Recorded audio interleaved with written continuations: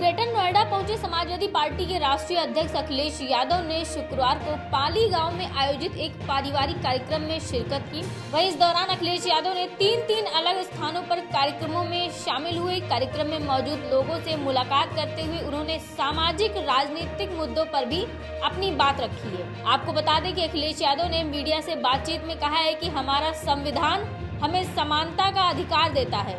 संविधान स्पष्ट रूप से कहता है कि हम किसी भी स्तर पर भेदभाव नहीं कर सकते, चाहे वो शिक्षा हो, रोजगार हो या समाज का कोई भी वर्ग हो, सभी के साथ समान व्यवहार होना चाहिए। वही अखिलेश यादव ने आगे कहा है कि संविधान की मूल भावना को कमजोर करने की कोशिश किसी भी सूरत में स्वीकार नहीं की जाएगी। आपको बता दें कि यूजीसी से जुड़े विवाद पर बोलते हुए अखिलेश यादव ने कहा है कि यह मामला इस समय सुप्रीम कोर्ट में विचाराधीन है। उन्होंने कहा है कि सरकार को चाहिए कि वो अदालत के फैसलों का सम्मान करे और छात्रों व शिक्षकों की चिंताओं को गंभीरता से ले। अखिलेश यादव ने कहा है कि शिक्षा से जुड़े फैसले जल्दबाजी में नहीं बल्कि व्यापक विचार विमर्श के बाद लिए जाने चाहिए। अखिलेश यादव के ग्रेटर नोएडा दौरे को संगठनात्मक दृष्टि से भी अहम माना जा रहा है, जहां उन्होंने कार्यकर्ताओं से संवाद कर उन्हें एकजुट रहने का संदेश दिया। यूजीसी पर बहस हो रही है माननीय सुप्रीम कोर्ट में, तो बहुत सारे पक्ष उसमें सामने आ जाएंगे और हमें उम्मीद है कि जो यूजीसी के मामले में बातें निकल कर के आ रही हैं, अब जब चर्चा सुप्रीम कोर्ट में होगी तो हम लोग क्या और तर्क दे सकते हैं। हम सब का मानना यही है कि दोषी बचे ना और निर्दोष के साथ अन्याय होना। दोषी बचे ना, दोषी जो हो वो बचे नहीं और निर्दोष के साथ अन्याय ना हो, ये हम सबका यही मानना है। और इससे पहले भी रेगुलेशन आए थे 2012 में, और 2012 के रेगुलेशंस में कमी क्या रही या उसमें क्या क्या फैसले हुए थे या किस तरह का यूनिवर्सिटी या वहाँ के लोगों ने व्यवहार किया था, टेकअप किया था उनके चीजों को। फिर आज 26 में आ गए नए रेगुलेशन, तो हमने 2012 के रेगुलेशन से क्या सीखा।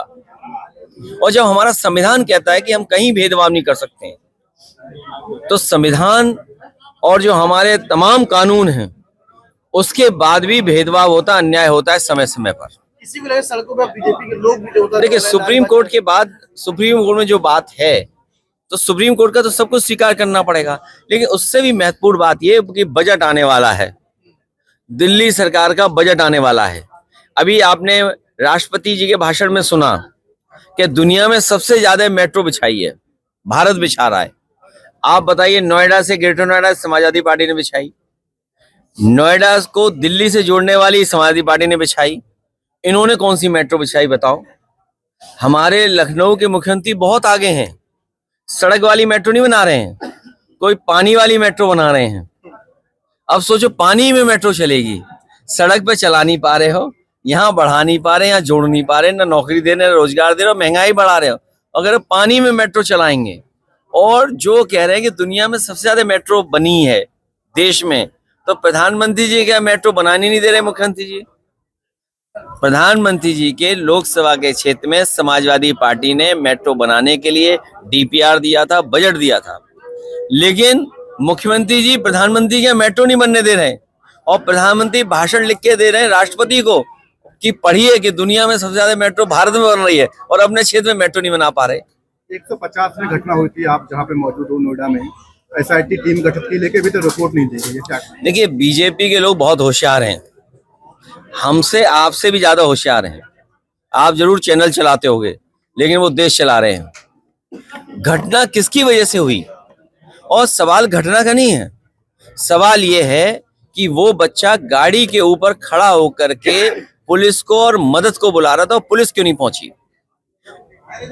अब वो गुजरात के थे, सुनने में आया प्रधानमंत्री गुजरात के हैं। अब बताइए, प्रधानमंत्री गुजरात के होने के बाद एक गुजराती बच्चे को नहीं बचा पाई सरकार। पुलिस क्या कर रही थी? पुलिस को समय पर जानकारी के बाद पुलिस नहीं पहुंच पाई। घटना तो कहीं भी होगी, लेकिन उसके बाद पुलिस क्यों नहीं बचा रहे? सुनने में आया जो लोग पहले पहुंचे थे वो ठंडा पानी होने की वजह से बचाने के लिए नहीं आगे आए। ये सच आप लोग बेहतर समझते होंगे। अब बीजेपी ने मैनेज कर लिया है सब मामला, उस पर चर्चा ही नहीं होने देंगे वो लोग।